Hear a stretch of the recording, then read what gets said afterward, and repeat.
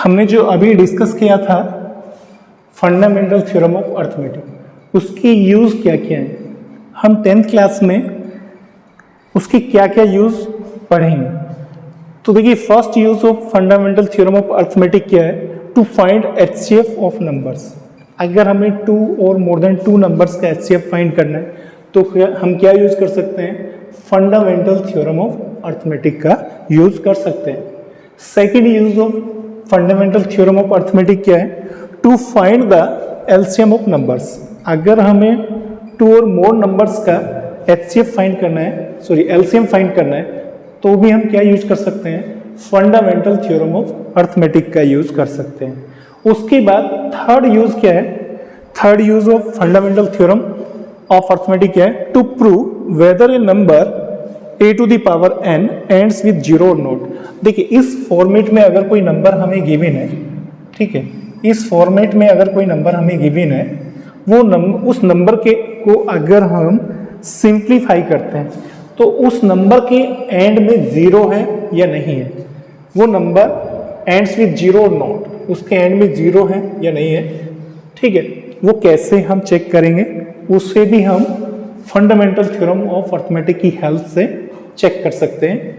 अगर इस नंबर के इस फॉर्मेट में कोई नंबर है तो उस नंबर के लास्ट में 0 है या नहीं है। जैसे कोई नंबर है, कैसे हो सकता है नंबर, देखिए नंबर क्या हो सकता है, जैसे 2 टू दी पावर 5, ठीक है, तो इस नंबर को अगर हम सिंप्लीफाई करके लिखते हैं तो ये क्या होगा, 32 होगा। तो देखिए, इस नंबर के लास्ट में क्या है, 2 है ना, 0 तो नहीं है ना। तो ये इस तरह से हमें चेक करना है, इस फॉर्मेट में अगर कोई नंबर है तो उसके लास्ट में 0 है या नहीं है। जैसे कोई नंबर अगर हमारे पास इस तरह से लिखा हुआ है 15 टू दी पावर 12 लिख दीजिए, ठीक है, तो इस नंबर के लास्ट में 0 होगा या नहीं होगा। जैसे नंबर हमारे पास क्या है, कोई नंबर ले लेते हैं 2 into 7 into 5 to the power 8, इस नंबर के लास्ट में 0 होगा या नहीं होगा। तो वो हम कैसे चेक कर सकते हैं, by using the fundamental theorem of arithmetic. तो ये 3 एप्लीकेशंस या यूज ऑफ फंडामेंटल थ्योरम हम डिस्कस करेंगे। तो सबसे पहले हम क्या डिस्कस करेंगे, एचसीएफ ऑफ नंबर्स, ठीक है। तो सबसे पहले हम क्या डिस्कस करेंगे, एचसीएफ ऑफ नंबर्स। तो देखिए, एक क्वेश्चन है ये जो अभी बोर्ड एग्जाम में पूछा गया था, 2023 के बोर्ड एग्जाम में पूछा गया था, 2 मार्क्स का ये क्वेश्चन था। यूजिंग प्राइम फैक्टराइजेशन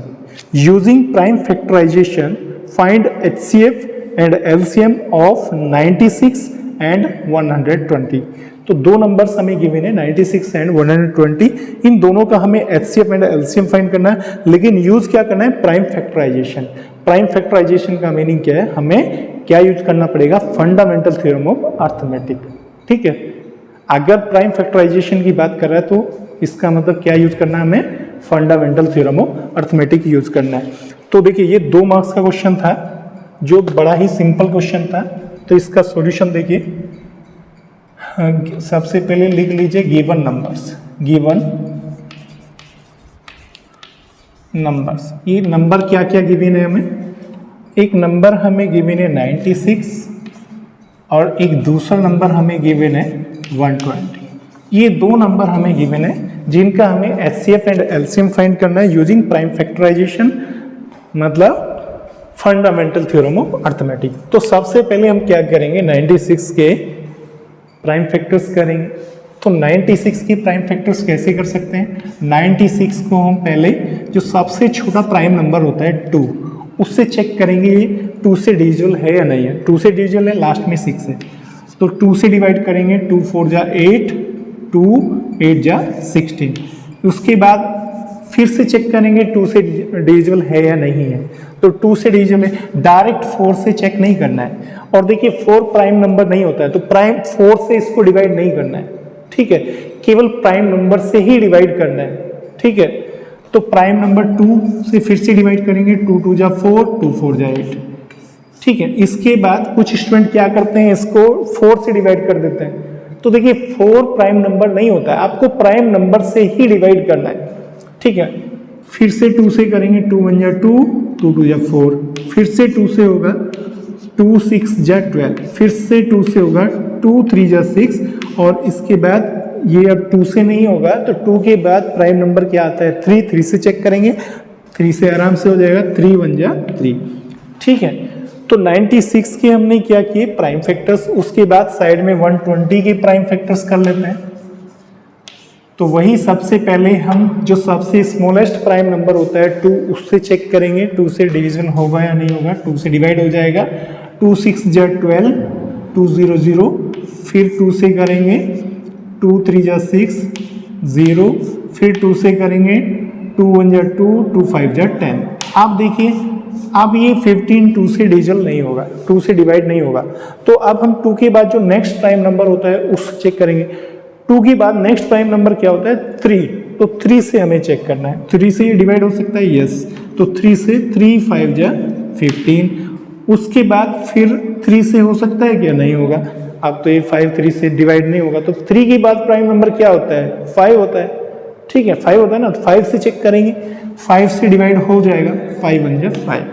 ठीक है, तो देखिए हमने क्या किया, इधर प्राइम फैक्टर्स फाइंड किए हमने 96 के, उधर प्राइम फैक्टर्स ऑफ 120 हमने फाइंड किया। उसके बाद क्या करना है, देखिए इसके बाद देखिए हमें साइड में कुछ नहीं लिखना होता है, एग्जाम में भी हमें साइड में कुछ नहीं लिखना, हमें टॉप टू बॉटम लिखना है। ठीक है, तो यहाँ पे आप क्या लिख सकते हैं, 96 इज इक्वल टू 96 के प्राइम फैक्टर्स क्या क्या बने हैं, देखिए 1 2 3 4 5, तो हम क्या लिख सकते हैं 2 टू दी पावर 5 इंटू और 3 इंटू 3, तो ये क्या मिला हमें, प्राइम फैक्टर्स ऑफ 96। उसके बाद 120 के प्राइम फैक्टर्स क्या हैं, देखो 120 के प्राइम फैक्टर्स क्या क्या बने, 2 टू दी पावर कितना होगा, 3 होगा, 2 to the power 3 into 3 to the power 1 into 5 to the power 1, 5 to the power 1। ठीक है, तो देखिए 96 के हमने प्राइम फैक्टर्स किए, 120 के प्राइम फैक्टर्स किए। इसके बाद हमें क्या फाइंड करना है, HCF एंड LCM। तो देखिए HCF इधर कर लेते हैं, देखिए नीचे स्पेस नहीं है इसलिए इधर करेंगे, लेकिन आपको इसके नीचे ही करना है। देखिए HCF किसका HCF फाइंड करना है आपको, 96 का और 120 का। तो यहाँ पे लिखेंगे HCF ऑफ 96 कोमा, यहाँ पे कोमा लगाइए, 120 इज इक्वल टू। ठीक है, तो देखो पहले आप देखो इस पूरे फैक्टराइजेशन में कितने प्राइम नंबर यूज हुए हैं, तो कितने प्राइम नंबर यूज हुए हैं, 2 3 5, 2 यूज हुआ है, 3 यूज हुआ है और 5, 2 3 5, केवल 3 प्राइम नंबर यूज हुए हैं। तो इस पूरे फैक्टराइजेशन में दोनों के केवल 3 हमें प्राइम नंबर्स हमने यूज किए हैं, 2 3 एंड 5। तो देखिए जब हम HCF फाइंड करते हैं तो HCF में हम क्या करते हैं, लोवेस्ट पावर हम लेते हैं, और LCM जब हम फाइंड करते हैं तो हाईएस्ट पावर को लेते हैं। जैसे इसमें 3 प्राइम यूज हुए हैं, 2 3 एंड 5, तो हमें क्या करना है, 2 का लोवेस्ट पावर सिलेक्ट करना है, 3 का लोवेस्ट पावर सिलेक्ट करना है, 5 का लोवेस्ट पावर सिलेक्ट करना है। तो देखो पहले यहाँ पे लिखिए 2, हमारे इस फैक्टराइजेशन में 3 प्राइम यूज हुए हैं, एक तो 2 यूज हुआ है और एक 3 यूज हुआ है और एक 5 यूज हुआ है। अब इन तीनों की जो लोवेस्ट पावर है वो यहाँ पे लिख दीजिए। 2 की लोवेस्ट पावर क्या है, देखिए यहाँ पर 2 की पावर 5 है, यहाँ पे 2 की पावर 3 है। तो HCF में हमें क्या लेना होता है, लोवेस्ट पावर। तो हम यहाँ पे क्या लिखेंगे, 2 टू दी पावर 3, तो लोवेस्ट पावर को हमें HCF में लेना होता है। उसके बाद 3 की लोवेस्ट पावर क्या है, देखिए ऊपर 3 की पावर क्या है 1, नीचे भी 3 की पावर 1 है, तो दोनों की पावर ही सेम है 1, तो इनमें से कोई भी लोवेस्ट ले सकते हैं। तो 3 की पावर 1, ठीक है, 1 को लिखने की जरूरत नहीं है। उसके बाद 5 की लोवेस्ट पावर दोनों में कितना है, देखिए नीचे 5 की लोवेस्ट पावर कितना है, 1 है ना, और ऊपर वाले फैक्टर इसमें 96 के फैक्टर्स में 5 की पावर क्या है, अगर इसमें हम देखें तो 5 की पावर क्या है, यहाँ पर 0 है ना, 5 की पावर 0, उसका वैल्यू 1। तो देखिए 5 की पावर 0 छोटा होता है या 5 की पावर 1, तो हमें तो लोवेस्ट पावर लेना है ना, तो 5 की पावर हमें 0 लेना पड़ेगा। क्या लेना पड़ेगा, 5 की पावर 0, लोवेस्ट पावर लेना है ना, 5 की पावर 0। तो हमने क्या किया, देखिए इस पूरे फैक्टराइजेशन में 3 प्राइम नंबर्स का यूज हुआ था, किस किस का, 2 का, 3 का और 5 का। एचसीएफ के लिए हमने क्या किया, लोवेस्ट पावर लिया, तीनों प्राइम नंबर्स का लोवेस्ट पावर हमने लिया है। तो ये एचसीएफ हमारा क्या आ जाएगा, 2 टू द पावर 3 का वैल्यू 8 होता है, 3 का वैल्यू 3 और 5 टू द पावर 0 का वैल्यू 1, 8 3 जा 24, तो ये आ जाएगा 24 हमारा एचसीएफ। ठीक है, इसके बाद एलसीएम फाइंड करेंगे, किसका एलसीएम फाइंड करेंगे, एलसीएम ऑफ 96 एंड 120, इन दोनों का एलसीएम फाइंड करेंगे। ठीक है, देखिए एचसीएफ में हम क्या लेते हैं, लोवेस्ट पावर, एचसीएफ में एलसीएम में क्या लेते हैं, हाईएस्ट पावर। ठीक है, तो देखिए इसमें कौन कौन से प्राइम हमने यूज किए हैं, 3 प्राइम यूज किए हैं, 2 यूज किया है, 3 यूज किया और 5, ये 3 प्राइम नंबर्स हमने यूज किए। अब तीनों का जो हाईएस्ट पावर वो यहाँ पे लिख दीजिए। 2 का हाईएस्ट पावर कितना है, देखिए इसमें 2 का पावर 5 है, इसमें 3 है, तो आपको हाईएस्ट वाला पावर लिखना है 2 का पावर 5।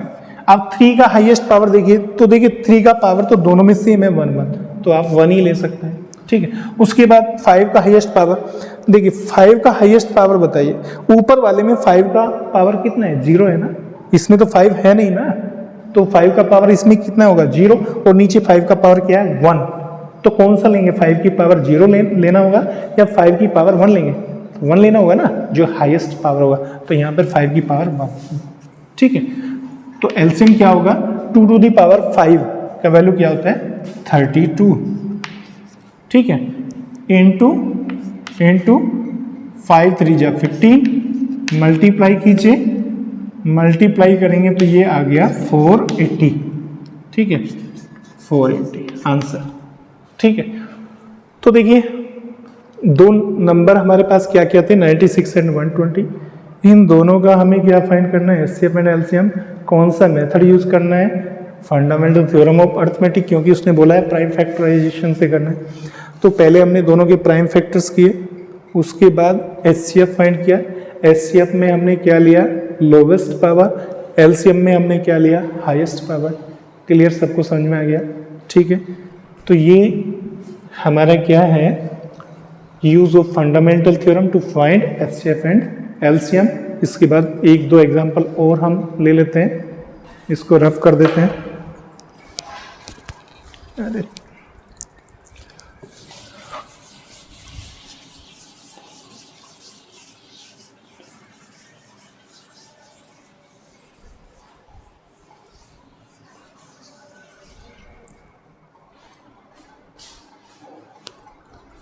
देखिए बुक्स से ही देख लेते हैं, बुक्स से देख लेते हैं।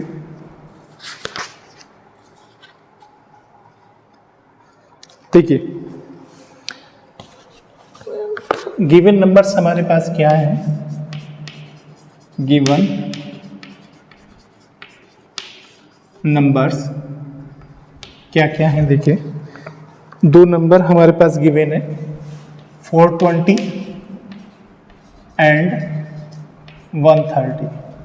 ये 2 नंबर हमारे पास गिवन है, दोनों का हमें क्या फाइंड करना है, HCF and LCM by using fundamental theorem of arithmetic. It means हमें प्राइम फैक्टर्स दोनों का पहले फाइंड करना होगा। तो सबसे पहले 420 के प्राइम फैक्टर्स फाइंड कर लेते हैं। तो सबसे छोटा जो प्राइम फैक्टर होता है वो 2 होता है, तो 2 से पहले डिवाइड करके देखेंगे। 2 से डिवाइड करेंगे, 2 2 जा 4, 2 1 जा 2 0, फिर 2 से डिवाइड करेंगे, 2 1 जा 2, 2 0 0, 2 5 जा 10, फिर 2 से डिवाइड नहीं होगा क्योंकि लास्ट में 5 है। अब हम किससे चेक करेंगे, देखिए 2 के बाद प्राइम नंबर क्या होता है, 2 के बाद तो 3 होता है, तो आप इसे डायरेक्ट 5 से डिवाइड नहीं करेंगे, पहले तो 3 से करेंगे, 3 से चेक करेंगे। क्या ये 3 से डिवाइड हो सकता है, हो जाएगा, क्योंकि डिजिट का सम चेक कीजिए, 5 + 1 6 होता है ना, तो डिजिट का सम 6 है, 6 3 से डिवाइड हो जाता है, इट मीन्स ये पूरा नंबर 105 भी 3 से डिवाइड हो जाएगा। तो 3 से डिवाइड कीजिए, 3 3 जा 9, 3 5 जा 15। इसके बाद फिर से देखिए 3 से डिवाइड हो सकता है, नहीं अब ये 3 से डिवाइड नहीं होगा, तो 3 के बाद 4 से हमें चेक नहीं करना है, ठीक है, क्योंकि 4 क्या है, कंपोजिट नंबर, हमें केवल प्राइम नंबर से ही डिवाइड करना है। उसके बाद 5 से चेक करते हैं, 5 से डिवाइड करेंगे, 5 7 जा 35।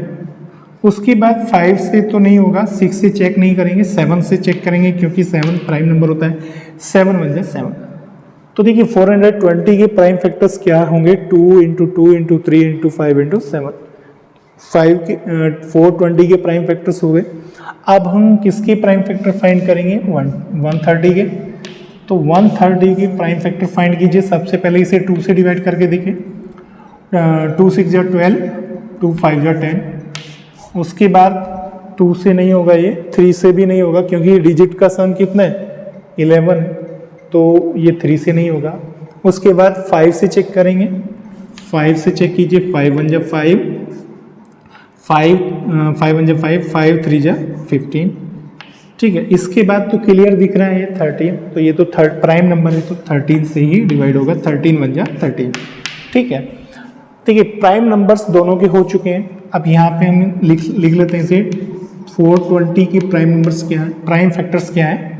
Prime factor 2 to the power 2 होगा, 2 to the power 2 into 3 to the power 1 into 5 to the power 1 power को लिखते नहीं, इंटू 7 टू दी पावर 1, ठीक है। इसके बाद 130 के फैक्टर लिख लीजिए। 130 के फैक्टर क्या है, 2 to the power 1, 5 to the power 1 इंटू 13 टू दी पावर 1, ठीक है।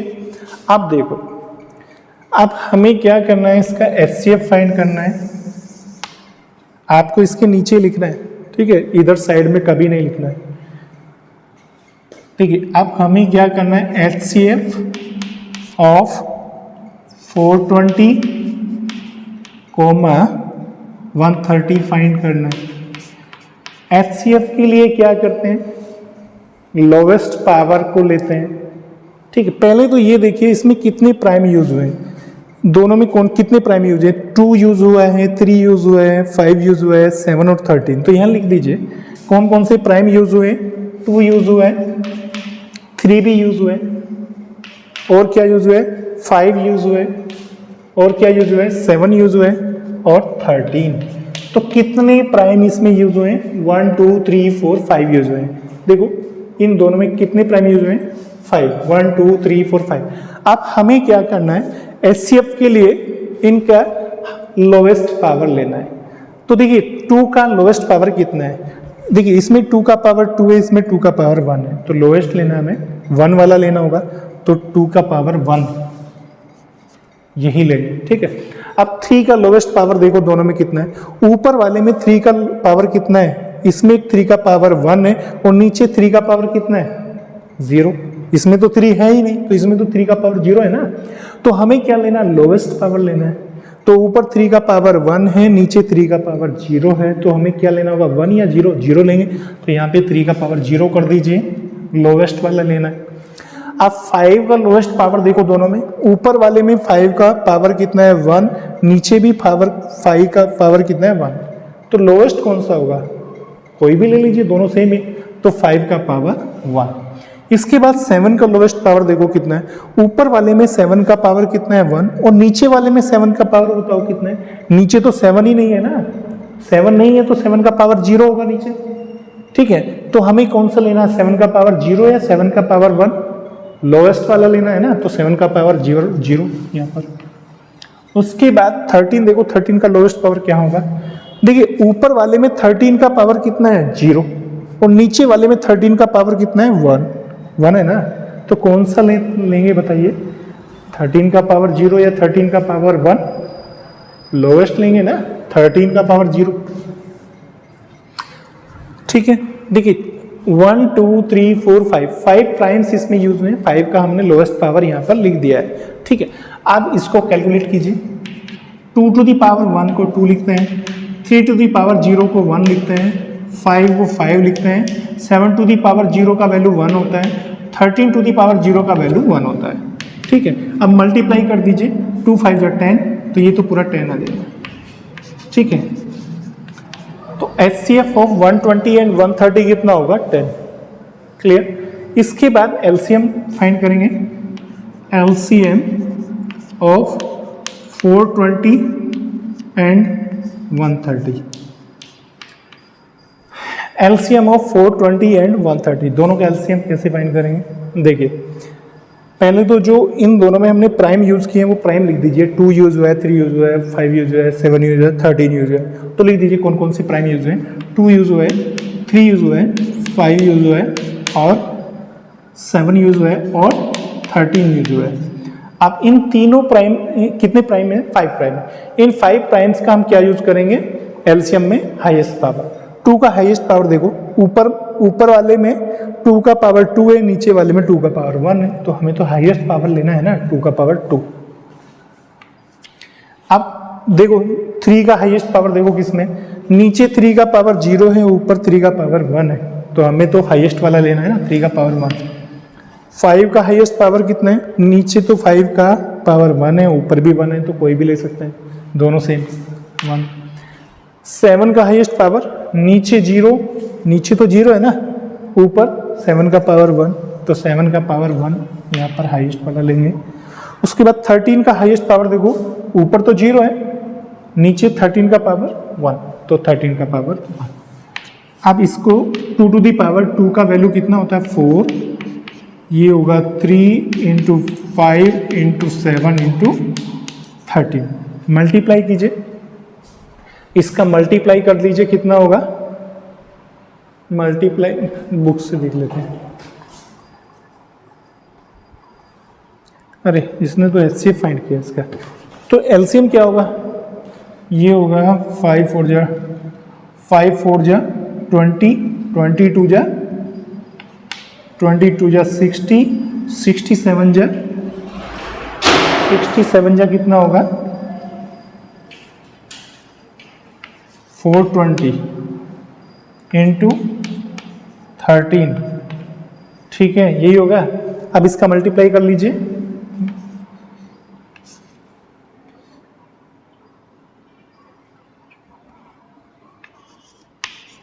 $5,460। ठीक है, तो देखिए इन दोनों का एलसीएम क्या होगा? 5,460 और HCF क्या होगा? 10। ठीक है, बात समझ में आ गया? अच्छा, HCF और LCM का मीनिंग आप जानते हैं ना क्या होता है? HCF का मीनिंग होता है हाईएस्ट नंबर जो इन दोनों नंबर को डिवाइड कर सकता है। तो इन दोनों नंबर को डिवाइड करने वाला सबसे बड़ा, सबसे हाईएस्ट नंबर क्या होगा? 10। 10 से बड़ा कोई भी नंबर नहीं होगा जो दोनों को डिवाइड कर सकता है। और LCM का मीनिंग क्या होता है? लोवेस्ट नंबर जिसे ये दोनों डिवाइड कर सकते हैं। तो जो सबसे छोटा नंबर है जिसे ये दोनों नंबर डिवाइड कर सकते हैं वो क्या है? 5,460। इस नंबर से छोटा कोई भी नंबर नहीं होगा जिसे ये दोनों डिवाइड कर सकते हैं। ठीक है, इससे बड़े काफी नंबर होंगे जिसे ये दोनों डिवाइड कर सकते हैं, बट इससे छोटा कोई और नंबर नहीं होगा जिसे ये दोनों डिवाइड कर सकते हैं। ठीक है, तो ये HCF और LCM का मीनिंग होगा। तो ये आपको समझ में आ गया होगा कैसे हमें HCF फाइंड करना है, कैसे LCM फाइंड करना है using fundamental theorem of arithmetic. अब इसके बाद next use of fundamental theorem of arithmetic क्या होगा? To check whether a number ends with 0 और नॉट। ठीक है, तो उससे डिस्कस कर लेते हैं, पहले आप इसे नोट कर लीजिए। तो देखिए third use of fundamental theorem of arithmetic क्या है? To check whether a number ends with 0 और नॉट। तो देखिए एक क्वेश्चन ले लेते हैं, check whether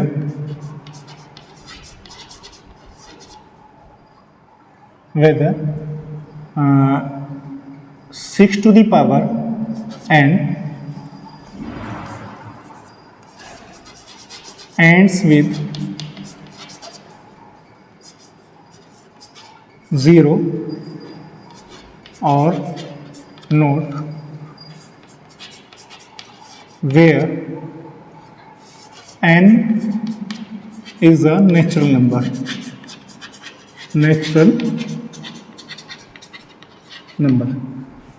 तो देखिए कैसे प्रूफ करेंगे, 6 टू द पावर n के लास्ट में 0 आता है नहीं आता है, where n is a natural number, कैसे चेक करेंगे? तो देखिए इसका सॉल्यूशन देखिए, तो सबसे पहले देखिए 6 के प्राइम फैक्टर्स क्या होते हैं, 6 के सिंस प्राइम फैक्टर्स ऑफ 6 क्या होते हैं, 2 इंटू 3, यही होते हैं ना, प्राइम फैक्टर्स ऑफ 6 क्या होते हैं, 2 into 3।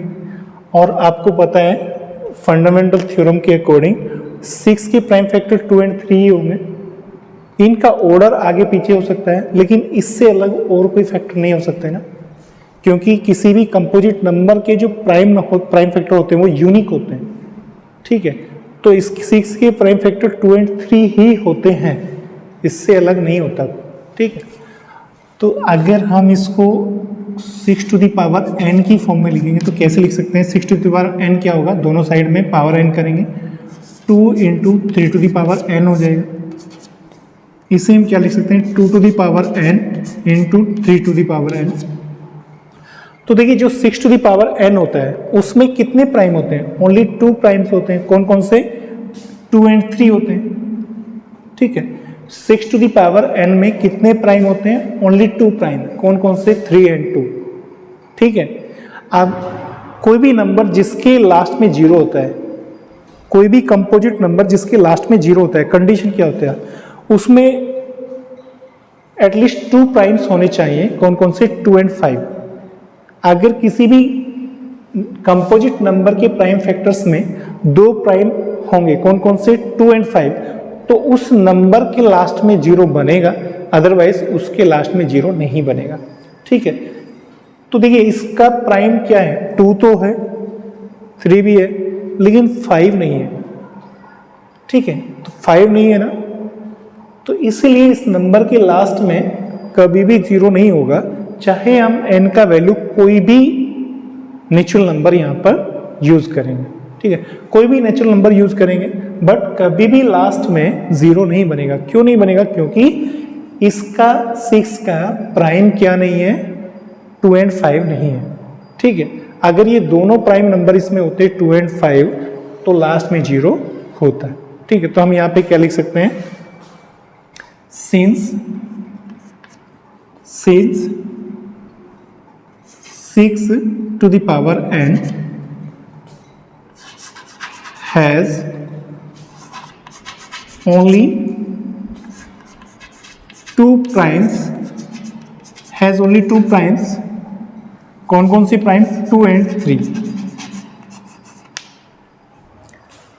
6 to the power n में ओनली 2 प्राइम्स है, कौन कौन से, 2 and 3। Therefore 6 to the power n does not ends with 0। तो ये कभी भी 0 से एंड नहीं होगा, ठीक है। यहाँ पे रीजन लिख सकते हैं, the number only the number ends with 0, only those numbers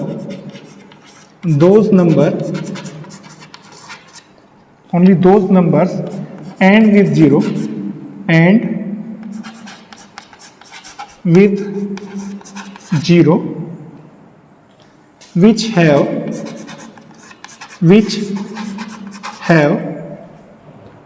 both primes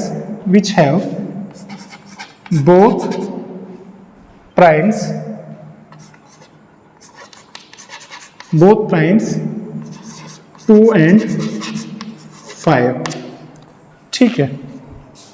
clear समझ में आ गया? तो देखिए 6 टू द पावर n के लास्ट में कभी भी 0 नहीं बनेगा, चाहे आप n का वैल्यू 1 लेते हो या 2 लेते हो, 3 लेते हो, कुछ भी अगर n का वैल्यू आप यहाँ पर लेते हैं, कभी भी लास्ट में 0 नहीं बनेगा। क्यों नहीं बनेगा? क्योंकि 6 की जो prime 6 to the power n के जो प्राइम है, इसमें केवल 2 प्राइम है। कौन कौन से? 2 और 3, और इसलिए ये डज नॉट एंड विद 0। और लास्ट में 0 कब आता है? Only those number ends with 0 which have both primes 2 और 5। तो लास्ट में 0 के लिए दोनों प्राइम उसमें होने चाहिए, 2 भी होना चाहिए और 5 भी होना चाहिए। क्लियर? तो ये सिंपल सा क्वेश्चन है, आपको समझ में आया होगा। ठीक है, एक क्वेश्चन और ले लेते हैं और आपको क्लियर होगा। ठीक है, देखिए यहां पर ले लेते हैं हम 8 टू द पावर n।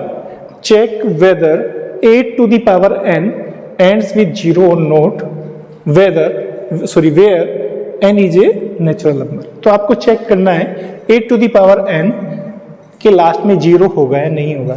तो यहां पे लिखो सिंस 8 इज इक्वल टू 8 के प्राइम फैक्टर बताइए क्या क्या होते हैं? 2 इंटू 2 इंटू 2, यही होते हैं ना, यही होते हैं। इसे हम ऐसे भी लिख सकते हैं 2 to the power 3। 8 is equal to 2 to the power 3 होता है। अब दोनों साइड में पावर कितना करना है आपको? n। लेफ्ट हैंड साइड में इट इंप्लाइज दैट 8 की पावर n कर दीजिए, 8 टू द पावर n हो जाएगा, और राइट में भी इसका पावर n करेंगे, 2 टू द पावर 3 का पावर n हो जाएगा। ठीक है, इसे हम क्या लिख सकते हैं? देखिए आपने लॉ ऑफ एक्सपोनेंट में पढ़ा होगा, जब पावर की पावर होती है तो पावर की मल्टीप्लाई होती है। तो इसे हम क्या लिख सकते हैं? 2 टू द पावर 3n। ठीक है, अगर देखिए अब आप देखिए 8 टू द पावर n के प्राइम फैक्टर्स जब हम करते हैं तो उसमें कितने प्राइम यूज होते हैं? ओनली 2 प्राइम नंबर यूज होता है, ओनली 2 प्राइम नंबर यूज होता है ना इसके प्राइम फैक्टर्स में, 8 टू द पावर n। 8 की पावर n का मतलब कोई भी नेचुरल नंबर, 8 की पावर चाहे आप 2 लीजिए, चाहे 8 की पावर 3 लीजिए, 5 लीजिए, कुछ भी लीजिए, जब आप उसके प्राइम फैक्टर करेंगे तो उसमें एक ही प्राइम यूज होगा, 2। ठीक है, तो हम यहाँ पे क्या लिख सकते हैं?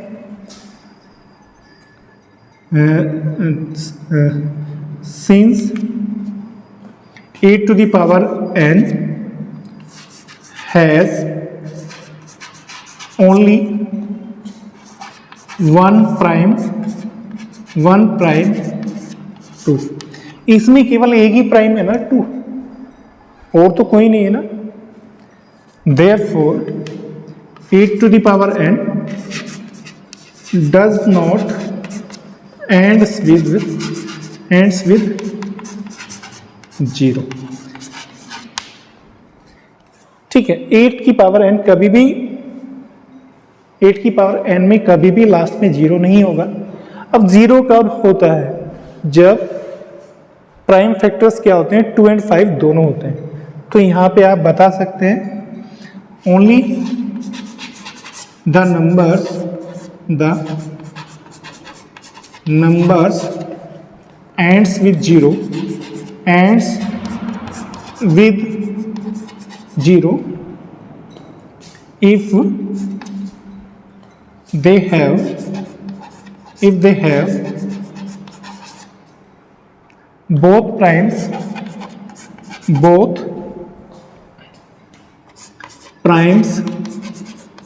if they have both primes 2 and 5, if they have both prime 2 and 5 in its factorisation.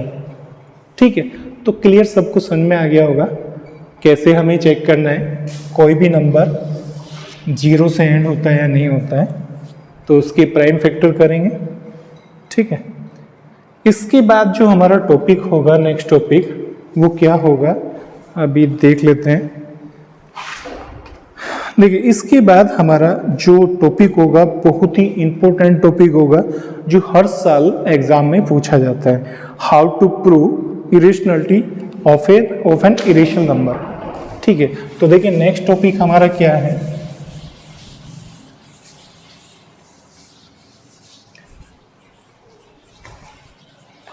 Next topic क्या है?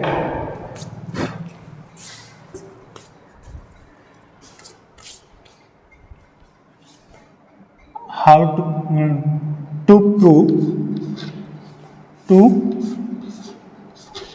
Prove irrationality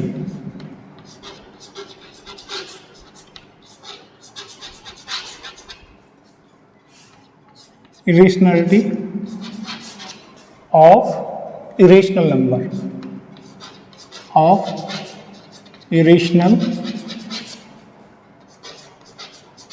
number.